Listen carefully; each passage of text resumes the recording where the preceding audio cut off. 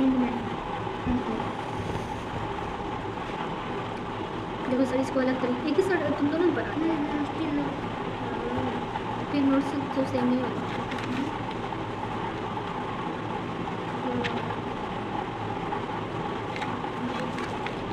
नहीं ये वहीं तक था, इसमें ये पेज काम छोड़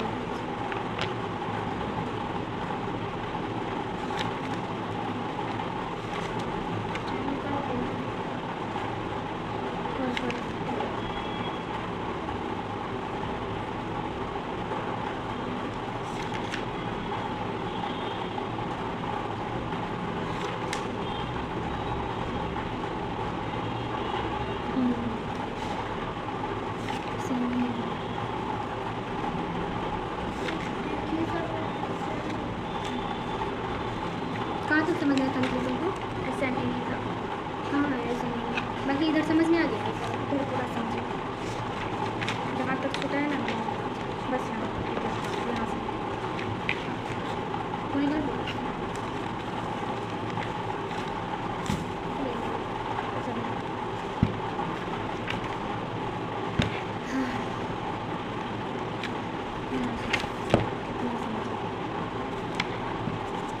थोड़ा है बस, ऐसा नहीं वहाँ बिल्कुल सीखना थोड़ा बहुत ऐसा नहीं, थोड़ा एरोमेटिक की किस्म ये सब्स्टिट्यूशन रिएक्शन एरोमेटिक की किस्म ए और ई एलिमिनेशन एडिशन, एलिमिनेशन और एलिमिनेशन एडिशन।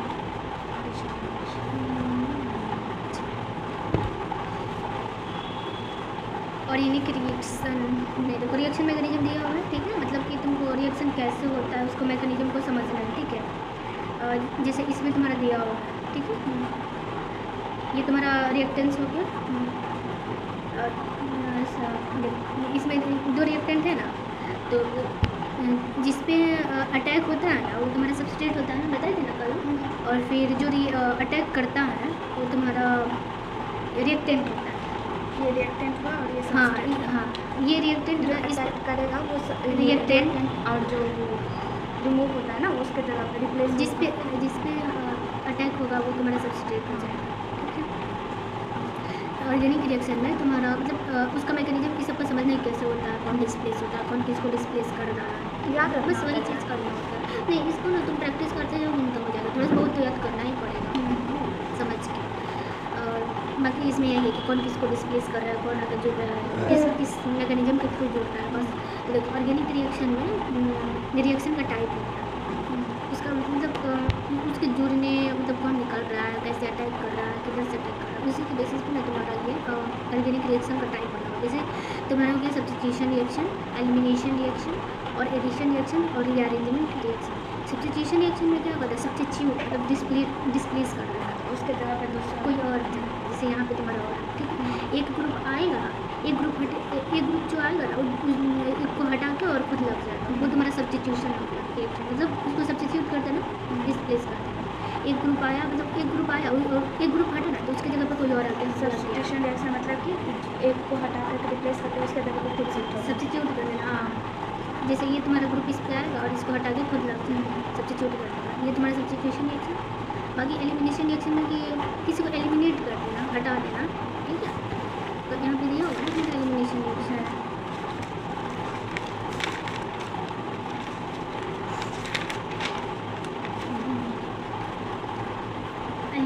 एलिमिनेशन रिएक्शन में तुम्हारा क्या होता है ना कि डबल बॉन्ड आ जाता है, ठीक है। एलिमिनेशन में डबल बॉन्ड आ जाएगा, एडिशन रिएक्शन में कोई आगे ऐड ऑन हो जाएगा, और रीअरेंजमेंट में तुम वही ट्रांसफर एक दूसरे का इसके जगह पे वो उसके जगह पर रीअरेंज कर, और इसमें रिमूव हो जाएगा ना।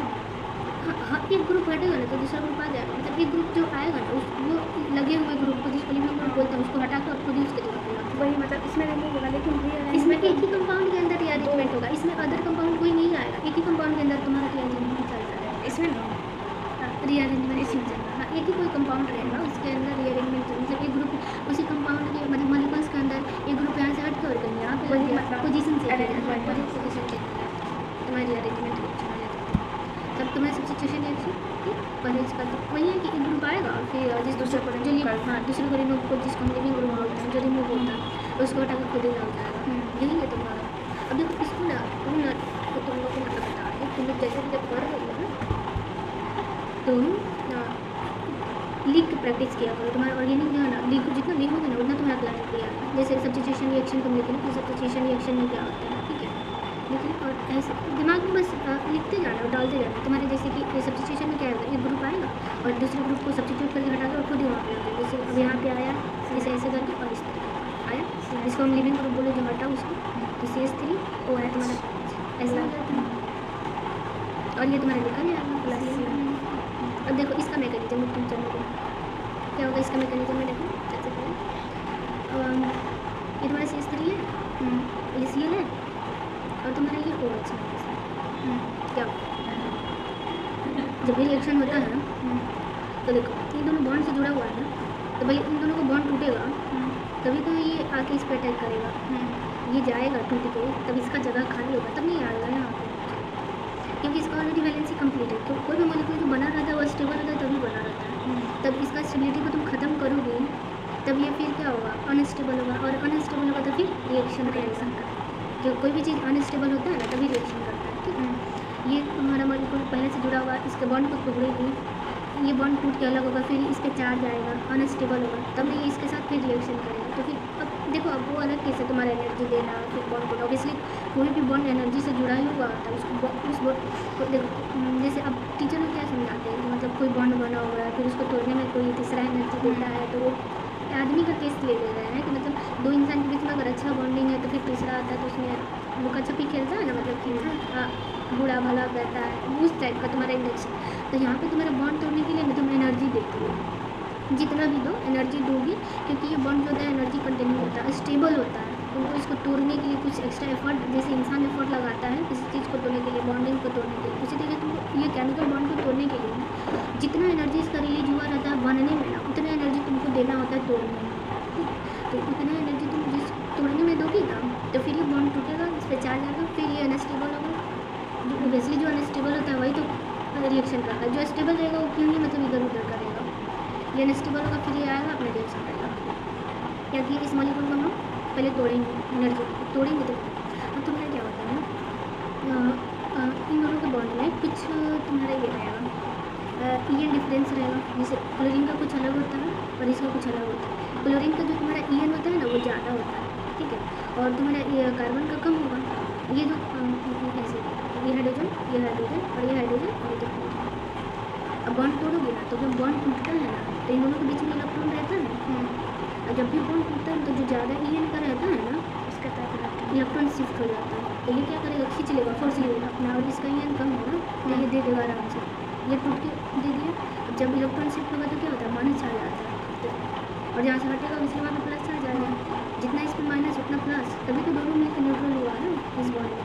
तो ये तुम्हारा कार्बन था HH से ऐसा था, ये क्लोरीन दोनों इलेक्ट्रॉन लेके आ गया तो इस पर माइनस लिखा दिए। एक लोन पेयर का मतलब एक माइनस लिखा सकता है, और जितना इधर माइनस उतना इधर प्लस डेवलप करेगा, तभी तो प्लस माइनस मिल के आपस में न्यूट्रल होकर फिर बॉन्ड बना देता है। उसी से तो बॉन्ड बना हुआ रहता है। जब इसको तोड़ेंगे तो ये इस फॉर्म में आ जाएगा, ठीक है। अब तुम्हारा इस फॉर्म में आ गया ना, ये H और ये H और ये H, ठीक है।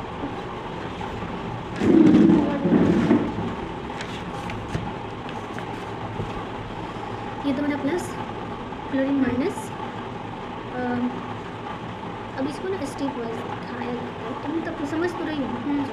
और ये तुम्हारा OH माइनस, ये क्या करेगा आगे इस पर अटैक करेगा, इस पर ये भी माइनस है, आराम से इसके साथ आकर जुड़ जाएगा ना, प्लस माइनस, और ये तुम्हारा लिविंग ग्रुप निकल जाएगा, तो इसका रिएक्शन हो जाएगा तुम्हारा H और ये तुम्हारा OH जुड़ गया रिएक्शन के बाद जब ये सब हुआ था, और तुम्हारा Cl माइनस आएगा तुम्हारा। हाँ, ये तुम्हारा यही सब्स्टिट्यूशन रिएक्शन है। अब बाकी बोलोगे न्यूक्लियोफिलिक सब्स्टिट्यूशन रिएक्शन है।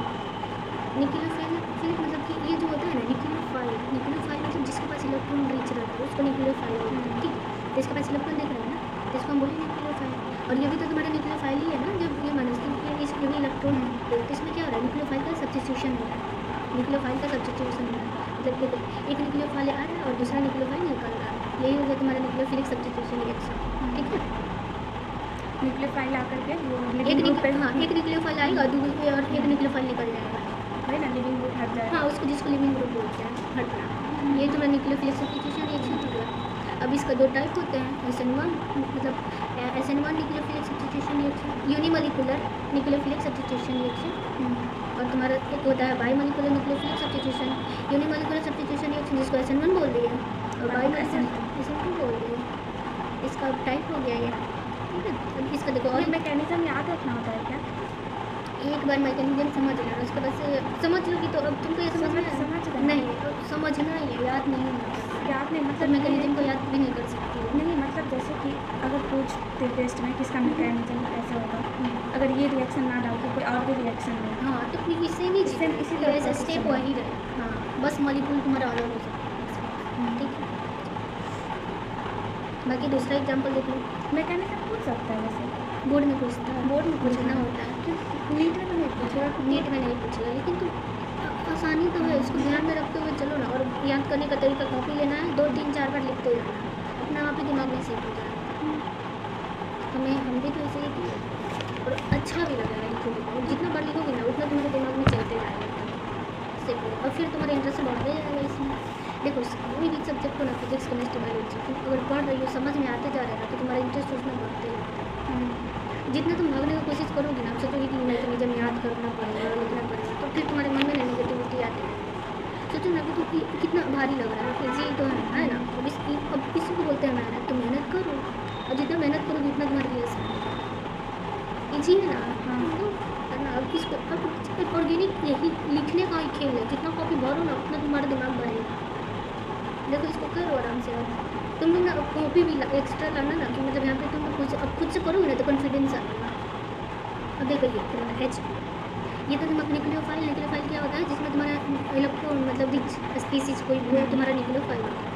अब देखो यहाँ पे तुम्हारा H लिविंग ग्रुप है, ठीक है, और NO2 कहीं भी जैसे प्लस वाला देखेगा ना तो वो तुम्हारा मतलब कि इलेक्ट्रॉन वहाँ पे नहीं, इलेक्ट्रॉन का डेफिशिएंसी वहाँ का नहीं है। इलेक्ट्रोफाइल मतलब क्या, इलेक्ट्रॉन लॉबी, जो इलेक्ट्रॉन को प्यार करेगा, जिसके पास नहीं रहेगा वही ना इलेक्ट्रॉन को चाहेगा, जिसके पास ऑलरेडी भरा रहेगा वो कहाँ को वो थोड़ी ना इलेक्ट्रॉन चाहेगा। तो इलेक्ट्रोफाइल का मतलब कि इलेक्ट्रॉन लॉबिंग, फिलिक मतलब लॉबिंग होता है, ठीक है।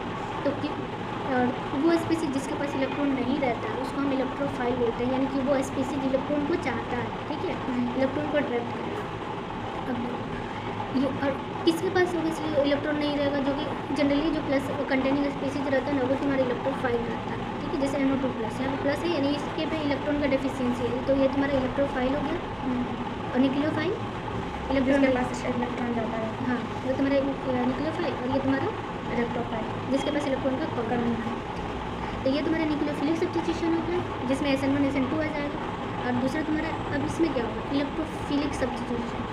इसमें ना तुम्हारा इलेक्ट्रोफाइल आके एक इलेक्ट्रोफाइल को सब्स्टिट्यूट करेगा, एक न्यूक्लियोफाइल आया दूसरे न्यूक्लियोफाइल को सब्स्टिट्यूट करेगा, इसमें ना एक इलेक्ट्रोफाइल आएगा दूसरे इलेक्ट्रोफाइल को सब्स्टिट्यूट करेगा, मतलब इसमें इलेक्ट्रोफाइल एक आ रहा है और दूसरे इलेक्ट्रोफाइल को निकाल रहा है। जैसे यहाँ पे तुम्हारा निकलेगा ना तो H प्लस निकलेगा, प्लस मतलब इलेक्ट्रोफाइल, इलेक्ट्रॉन का डेफिशिएंसी। तो इसमें एक इलेक्ट्रोफाइल आके दूसरे इलेक्ट्रोफाइल को सब्स्टिट्यूट कर रहा है और खुद वहाँ पे रह जा रहा है। तो ये तुम्हारा इलेक्ट्रोफिलिक सब्स्टिट्यूशन हो गया, और ये तुम्हारा न्यूक्लियोफिलिक सब्स्टिट्यूशन हो गया, जिसमें एक न्यूक्लियोफाइल आके दूसरे न्यूक्लियोफाइल को सब्स्टिट्यूट हो गया। बाकी इसका देख लो कि कैसे हुआ मैकेनिज्म, ये आएगा यहाँ पे, ठीक है। और ये एकदम तुम्हारे यहाँ पे बॉन्ड रहता है और यहाँ पे तुम्हारा H रहता है, ठीक है। हाँ और लिविंग ग्रुप बेसिकली जो निकल रहा है वो लिविंग ग्रुप रहता है, ठीक है। और तुम्हारे पे आएगा यहाँ पे तुम्हारा NO2 प्लस, ठीक है। Electrophilic substitution reaction. अब इसका मैकेनिज्म जब देखोगे ना तो इसका मैकेनिज्म सबसे पहले ये ना बॉन्ड ब्रेक करता है,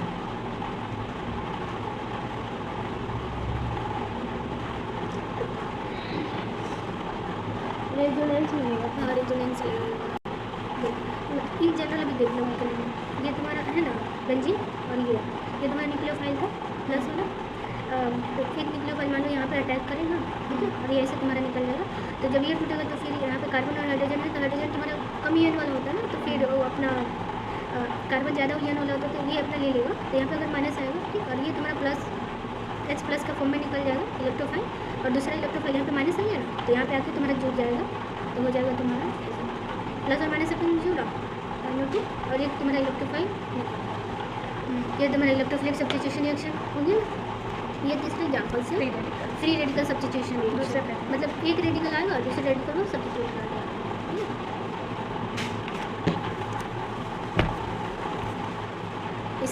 इसमें तुम्हारा होगा देखो ये H और Cl2 है यूवी लाइट, ये तुमको याद रखना पड़ेगा। जब भी यूवी लाइट आएगा तो उसमें तुम्हारा फ्री रेडिकल मैकेनिज्म होता है, मतलब जो बॉन्ड टूटता है ना होमोलाइटिकली, मतलब किसी एक साइड से न टूट के बीच से टूटता है ऐसे ऐसे, एक इलेक्ट्रॉन इसको और एक इलेक्ट्रॉन एक साइड से टूट रहा था, इसमें एक साइड से टूट रहा था। तो जैसे मैकेनिज्म हो रहा है ना उसी के बेस पे तो नाम रख दिया है। जब भी यूवी लाइट का कहीं भी केस है तो उसमें तुम्हारा फ्री रेडिकल बनेगा, ठीक है। और ये तुम्हारा हो जाएगा लिविंग ग्रुप, ये फ्री रेडिकल Cl2 मिल गया, ये तुम्हारा Cl2 है मिलकर रेडिकल बनाएगा ये कल, ठीक है। और एक रेडिकल यहाँ से तुम्हारा ये भी हेटेरोलाइट क्लीवेज करेगा, सॉरी होमोलाइटिक क्लीवेज, तो ये तुम्हारा आ जाएगा ये, और एक तुम्हारा निकल के ये आ गया लिविंग ग्रुप का फॉर्म, और तुम्हारा ये जुड़ा हुआ ये निकला हुआ है क्लोरीन रेडिकल, ये आके इस रेडिकल के साथ कंबाइन हो जाएगा, ये रेडिकल तुम्हारा निकल जाएगा और तुम्हारा ये हो जाएगा क्लोरीन है ना, तो क्लोरीन ऐड हो जाएगा और फिर तुम्हारा ये रेडिकल निकल जाएगा। मतलब एक रेडिकल आ रहा है और फिर एक रेडिकल को सब्स्टिट्यूट कर रहा है, वही तुम्हारा फ्री रेडिकल सब्स्टिट्यूशन रिएक्शन है। अब बाकी तुम्हारा न्यूक्लियोफिलिक सब्स्टिट्यूशन रिएक्शन का टाइप करेंगे।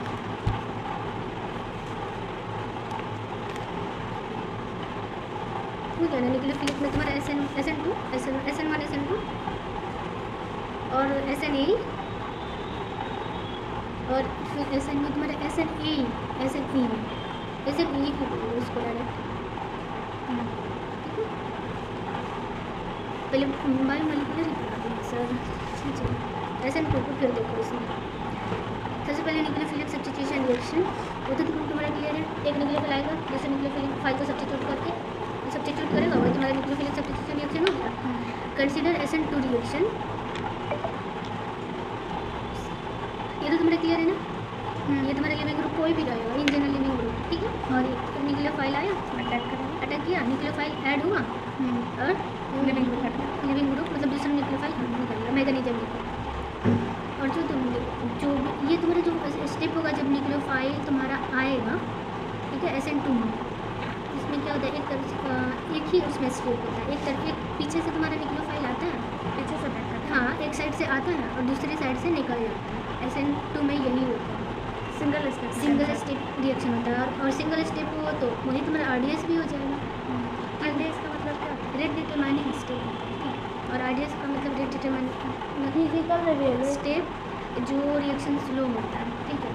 अब देखो इसमें तुम्हारा क्या होगा ना कि मॉलिक्यूल का टूटना पहले से, ये मॉलिक्यूल अगर बना हुआ है तो स्टेबल है ना, तो मॉलिक्यूल का टूटना इतना ईजी नहीं होता। तो ये जो होगा मतलब कोई चीज़ जल्दी टूटना पसंद नहीं ना करता है, तो ये मतलब टूटना नहीं पसंद करे यानी कि मतलब धीरे से करेगा, एकदम जल्दी नहीं कि चलो हाँ टूटना है ऐसे नहीं करेगा, मतलब टाइम लगेगा, ठीक है, टाइम लगेगा तो उसको बोलते हैं कि स्लो स्टेप, मतलब धीरे से रिएक्शन होगा, इसी को RDS बोलते हैं। तो इसमें एक ही स्टेप है तो वहीं तुम्हारा RDS हो जाएगा, ठीक है।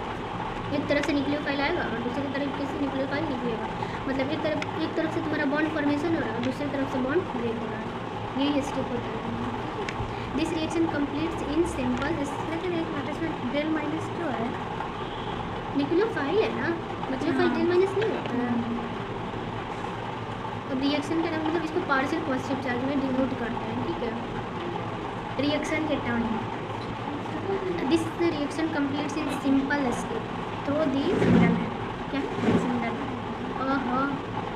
बोले ही ना, this reaction complete single step through the formation of transition step. एक स्टेप का रिएक्शन होता है और तुम्हारा उसमें ट्रांजिशन स्टेप बनता है, उसमें बॉन्ड बनना और टूटना दोनों एक ही साथ, ठीक है।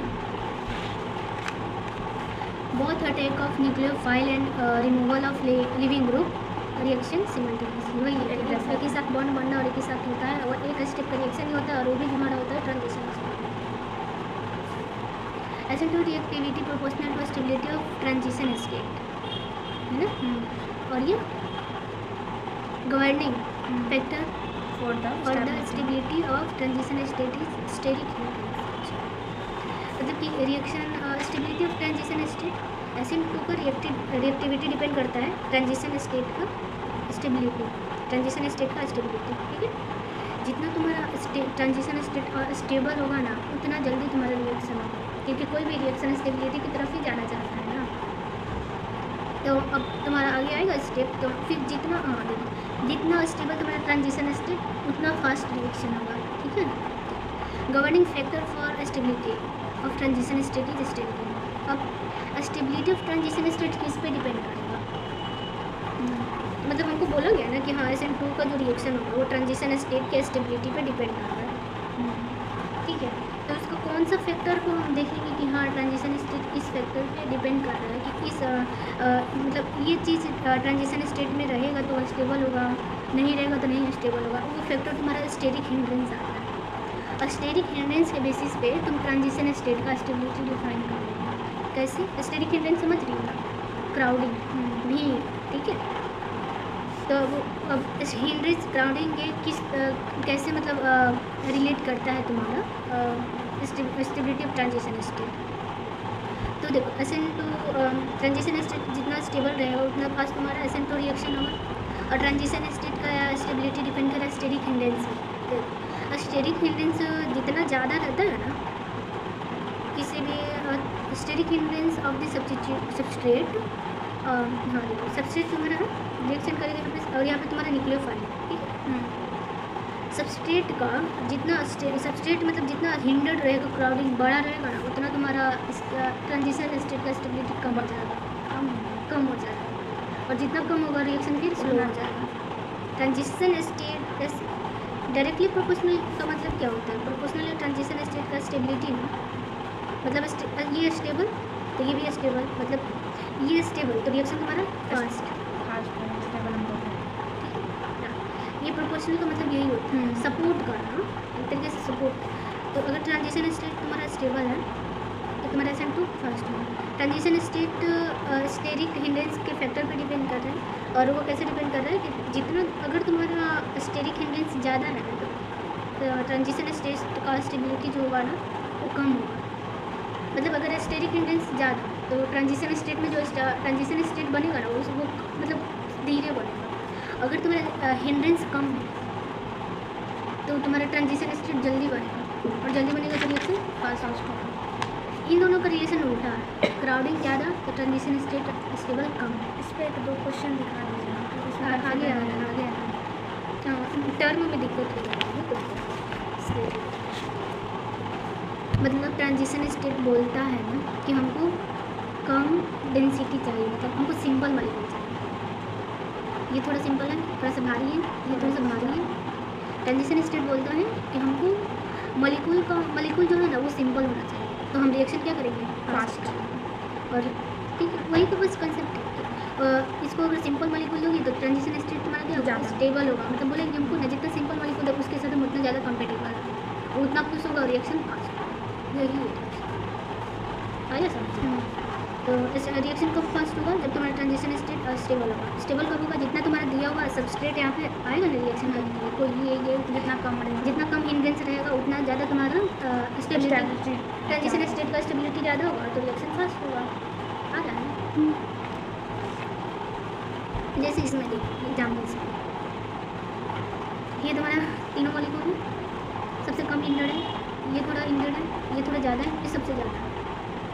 तो ट्रांजिशन स्टेट का अगर स्टेबिलिटी लिखोगे 1 2 3 किसमें सबसे ज़्यादा 1 में स्टेबल है, तब 2 में, तब 3 में, तब 4 में, हुआ। अब ट्रांजिशन स्टेट का स्टेबिलिटी किसके प्रोपोर्शनल है? Directly steric hindrance SN2 reaction उससे मतलब ट्रांजिशन स्टेट जितना स्टेबल उतना तुम्हारा SN2 रिएक्शन फास्ट है ना। तो ट्रांजिशन स्टेट पहले सबसे ज़्यादा स्टेबल पहले में, तब दूसरे में, तब तीसरे में, तब चौथे में। तो रिएक्शन किस में सबसे ज़्यादा होगा? फर्स्ट में, तब सेकंड में, तब थर्ड में, तब आया। इन जनरल एक्टिविटी वही है तुम्हारा। तो इसको तुम डिग्री से भी डिफाइन कर सकते हो। जैसे कि ये तुम्हारा कौन सा डिग्री है? क्लोरीन 1 नंबर कार्बन से 1 डिग्री, ये CH3, ये CH2, ये भी कितना? ये CH3 टोटल। ये कार्बन 2 कार्बन से अटैच है, और उस कार्बन से ये 2 डिग्री कार्बन है ना, ये 2 डिग्री हो गया। और बाकी ये तुम्हारा देखो ये कार्बन 3 कार्बन से अटैच है, ये तुम्हारा 3 डिग्री, ये 2 डिग्री। ये कोई डिग्री लेना होगा क्योंकि ये जिससे अच्छा जुड़ा हाँ है, हाँ वो कार्बन ये किसी से नहीं जुड़ा है। ऐसे ही बोल सकते हो। हाँ इसका कोई डिग्री नहीं है। तो सबसे तो सबसे ज़्यादा हिंड्रेंस तुम्हारा कम इसमें, क्योंकि इसका कोई डिग्री ही नहीं है, फिर इसका 1 डिग्री और इसका 2 डिग्री और 3 डिग्री। तो जितना ज़्यादा हिंड्रेंस मतलब जितना ज़्यादा डिग्री बढ़ते जाएगा उतना ही तुम्हारा हिंड्रेंस बढ़ते जाएगा। और हिंड्रेंस बढ़ेगा तो तुम्हारा ट्रांजिशन स्टेट कम स्टेबल होगा ना, तो रिएक्शन में क्या होता है धीरे होते हैं। तो अब ये समझ में आएगा ना तुमको। अब इसको तुम ये शॉर्ट्स नोट समझने के लिए फिर तुमको ऐसे करना है, ताकि तुम ये समझ में आ गया तो एकदम फास्ट और कम टाइम में समझने के लिए तुम इसको रेडी रखो, ठीक है। हाँ कि reactivity of SN2 reaction direct अब ऐसे लिखो, ट्रांजिशन स्टेट को छोड़ो, reactivity of SN2 reaction directly proportional to किस में सबसे ज़्यादा होगा, सबसे ज़्यादा बिना डिग्री वाले में, तो 1 डिग्री RX में 2 डिग्री 2 डिग्री।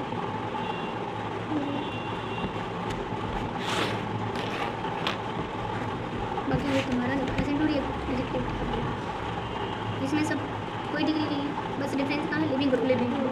अब देखो जो तुम्हारा I माइनस निकलेगा यहाँ से लिविंग ग्रुप, यहाँ पे Br माइनस निकलेगा, अब Cl माइनस और F माइनस, ठीक है।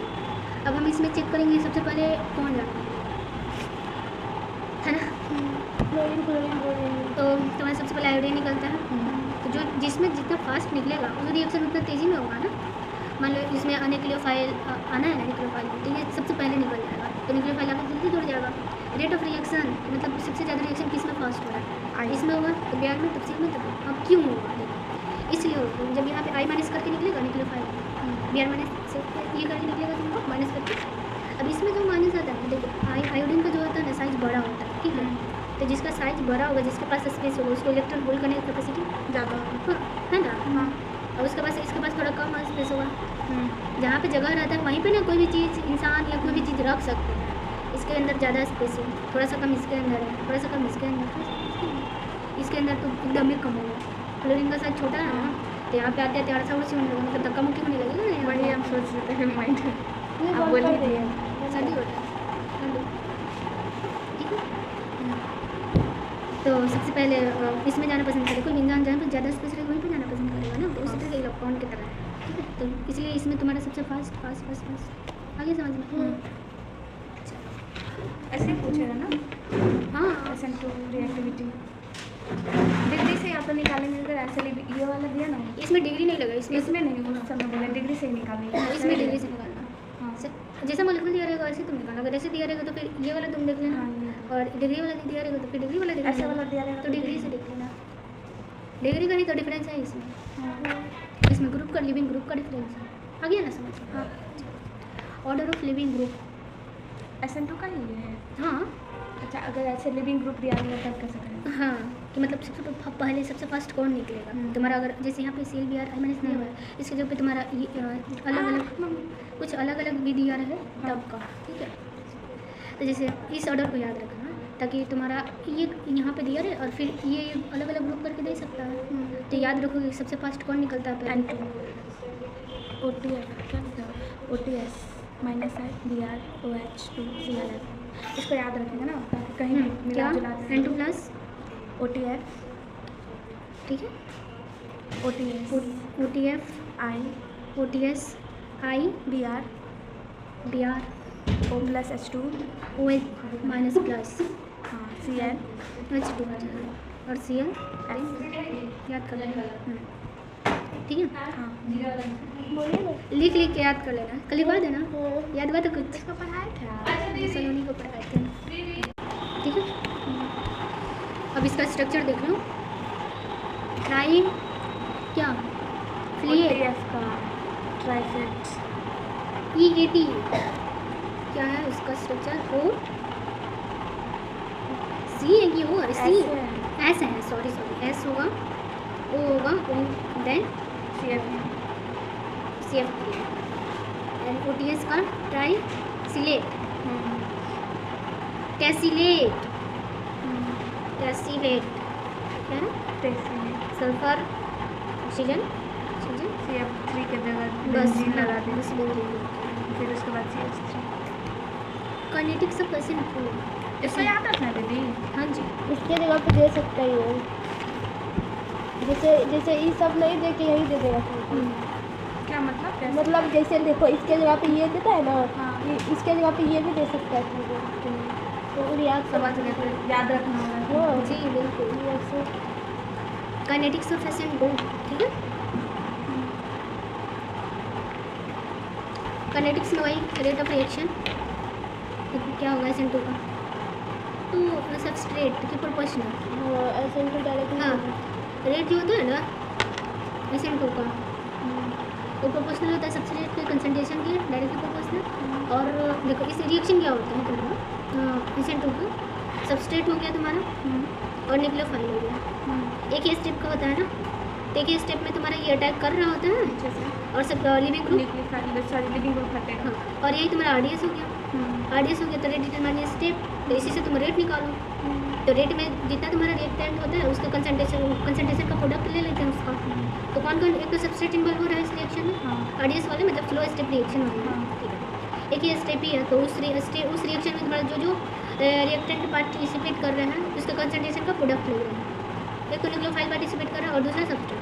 तो सबस्ट्रेट का कंसंट्रेशन इनटू न्यूक्लियोफाइल का कंसंट्रेशन के प्रोडक्ट के डायरेक्टली।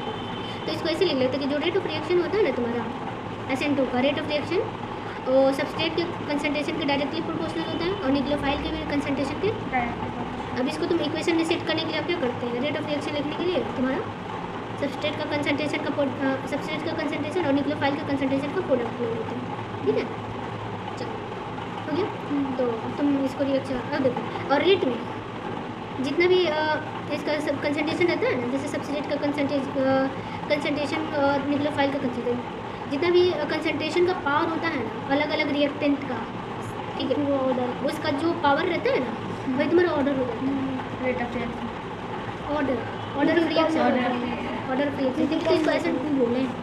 ठीक है, तो ऑर्डर ऑफ रिएक्शन जो होता है, जितना भी रिएक्टेंट्स पार्टिसिपेट होता है ना तुम्हारे रिएक्शन से, उसका जितना पावर होता है ना, जैसे तुम्हारा सबस्ट्रेट का कंसंट्रेशन है और न्यूक्लियोफाइल का कंसंट्रेशन है, इस कंसंट्रेशन के ऊपर जितना पावर लगा रहता है ना उस सबका एडिशन तुम्हारा ऑर्डर ऑफ रिएक्शन होता है। तो क्या हो जाएगा, पावर 1 है, कुछ नहीं तो पावर 1, कुछ नहीं तो पावर 1, तो 1 1 ऑर्डर 2 और RDS एक ही स्टेप ही है, RDS स्लो स्टेप। उसमें तुम्हारा जितना मॉलिक्यूल रिएक्टेंट के साथ पार्टिसिपेट करता है ना, जैसे एक सबस्ट्रेट पार्टिसिपेट कर रहा है और दूसरा न्यूक्लियोफाइल सबस्ट्रेट, एक मॉलिक्यूल तुम्हारा न्यूक्लियोफाइल का हो गया और एक दूसरा मॉलिक्यूल सबस्ट्रेट का हो गया। कितना मॉलिक्यूल, दो मॉलिक्यूल पार्टिसिपेट कर रहा है ना, तो इसका मॉलिक्यूलरिटी 2 हो गया। आ गया समझ? हमेशा 2 ही होगा क्या? हाँ, ये तुम्हारा SN2 का प्रॉपर्टीज है, हमेशा 2 होगा। कोई भी किसी भी डिफरेंट टाइप ऑफ मॉलिक्यूल्स में 2 ही मॉलिक्यूल्स पार्टिसिपेट कर रहे हैं न्यूक्लियोफाइल होगा SN2 और और सबस्ट्रेट होगा। सबस्ट्रेट जिस पे अटैक हो रहा है, न्यूक्लियोफाइल जिस पे रिएक्टेंट जो अटैक कर रहा है, सबस्ट्रेट 2 ही, उसी के बेस पे तो हम SN2 बोल रहे हैं। अब ग्राफ बनाया है तुम्हारा, ये तुम्हारा ना रेट ऑफ SN2 और सबस्ट्रेट का कंसंट्रेशन और न्यूक्लियोफाइल का कैसे रेट ऑफ जो रिएक्शन है वो प्रोपोर्शनल है क्या, ऐसे दिया हुआ ना, सबस्ट्रेट का कंसंट्रेशन और न्यूक्लियोफाइल के कंसंट्रेशन का प्रोडक्ट। अब तुम जो ग्राफ बनाने जाओगी तो ये अपना रेट ऑफ SN2 रिएक्शन है और किसके बीच में, सबस्ट्रेट का कंसंट्रेशन। एक्स वाई वाला ग्राफ जैसे होता है ना, x y proportional to x होता है। अगर 1 1 दोनों का पावर होता है तो यहाँ पे तुम्हारा वाई और एक्स कैसे ग्राफ कैसा होगा, straight line passing three origin. उसी तरीके से ये नहीं है तुम्हारा, मान लो इसका power rate of reaction of SN2, तो पावर मतलब ये मान लो वाई है और पावर कुछ नहीं तो पावर 1। अगर पावर वगैरह कुछ होता है ना तो यहाँ पे 2 लिखता, फिर यहाँ पे कुछ अलग अलग लिखता, लेकिन अगर कुछ नहीं दिया तो 1 यहाँ भी कुछ रहता तो फिर उसका ग्राफ अलग हो जाता, ऐसे हो जाता है, हाइपरबोला हो जाता है ना, पैराबोला उस टाइप हो जाता है, डिक्रीजिंग हाइपरबोला, इंक्रीजिंग हाइपरबोला। ठीक है, तो कुछ नहीं कंसंट्रेट पावर में कुछ नहीं तो 1 1 है, वाई एक्सिस पे सबस्ट्रेट का पावर 1 और इसका भी पावर 1, तो straight line passing through origin. उसी तरीके से तुम इसका बनाओ सेम वैसे ही rate of reaction, rate of SN2 का ग्राफ किसके रेस्पेक्ट में तुम्हारा, न्यूक्लियोफाइल के रेस्पेक्ट में। यहाँ भी तो पावर 1 है ना, इसका भी पावर 1 तो सीधा स्ट्रेट लाइन पासिंग करी ग्राफ क्लियर। एक बार दीदी दूसरा चीज़ देखे दिखाइए। मान लीजिए इसका 2 दिया हुआ है, ठीक? हाँ मान लीजिए यहाँ पे 2 डाटा है हाँ और यहाँ पे 3। 3। जैसे तुम्हारा है ये वाला तुम्हारा ग्राफ आता है ना x y प्रोपोर्शनल, अगर x इस हाँ। तरीके से, ठीक है, तो तुम्हारा ग्राफ जो होता है ना, यानी नहीं ऐसे आता है ग्राफ, तो y प्रोपोर्शनल तुम्हारा x का स्क्वायर इस तरीके से आता है ना, तो तुम्हारा ग्राफ ऐसे होगा। ग्राफ का देखो क्या टाइप होता है, ये होगा तुम्हारा ग्राफ, ये होगा कब का, जब y प्रोपोर्शनल टू पावर 1 1 है, ठीक है।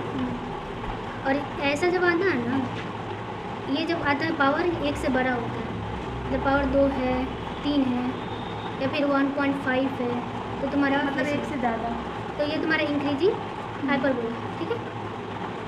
और अगर तुम्हारा ग्राफ ऐसे है मतलब ये घटते जाएगा, मतलब नहीं ये तुम्हारा 1 था तो 1 से कम 0.5 0.3 0.5 ऐसे है। अब तुम्हारा 1 1 है ना, जैसे कि यहाँ पे तुमको सब समझ, ठीक है। ये वाला जब 1 से जैसे y प्रोपोर्शनल टू क्या x 1 1, इसको क्या करोगे ना, सिंपल 1 1 है तो तुम्हारा ये है, ठीक है। अगर तुम्हारा जैसे y square proportional to x, तब तुम क्या करोगे ना, पावर को ये तुम सिंपल y इधर आने देना, ठीक है, और ये तुम ऐसे लिखना x, और जो ये जो पावर है ना यहाँ पे क्या है 1 है, कुछ नहीं था, फिर इस पावर को इधर लाना, 1 है इधर आएगा तो नीचे आ जाता है पावर, ठीक है। तब देखना इसका कितना आएगा 0.5 आएगा, डिवाइड करोगे तो y प्रोपोर्शनल टू x की पावर 0.5, ठीक है, आएगा तो फिर तुम्हारा ये वाला ग्राफ आएगा। अगर तुम्हारा y प्रोपोर्शनल रहा x के स्क्वायर, ये वाला तुमको पावर ओवरऑल देखना है। जैसे कि अगर तुम इस यहाँ पे क्या था, y प्रोपोर्शनल टू x था 1 1 था, अगर 1 को इधर हटा के ला भी रही हो तो 1/1 क्या आ रहा है, 1 ही आ रहा है, तो सीधा स्ट्रेट लाइन। और तुम्हारा 1 y की जगह पर 2 रखो और प्रोपोर्शनल टू x की पावर 1 ही रहो, ठीक है। अब इसको ला के 1/2 y और इसका पावर 0.5 हाँ x के पास लाओगी तो नीचे आ जाएगा, ठीक है, 0.5। तो ये तुम्हारे वाला बनेगा। ये वाला डिक्रीजिंग हाइपरबोला, ठीक है। अगर वही तुम्हारा प्रोपोर्शनल y प्रोपोर्शनल रहा x के, तो क्या होगा, यहाँ पे कुछ नहीं है तो 1 है, या ऐसे ही ले लीजिए दीदी, इसको 2 ले लीजिए और इसको 3 ले लीजिए। हाँ तो 2 लोगों इसको 3 तो y प्रोपोर्शनल ये 3 है, हाँ। 2 को नीचे, ये अगर x के पावर मिलाओगे ना तो तुम्हारा नीचे आ जाएगा, ठीक है। 1.5 तो ये वाला ऑप्शन, अब कितना भी पावर रखो बस आपको छूट है। इस इक्वेशन से तुम कैसे भी बना लोगे ना। हाँ। अच्छा है ना, दिया नहीं हुआ ऐसा।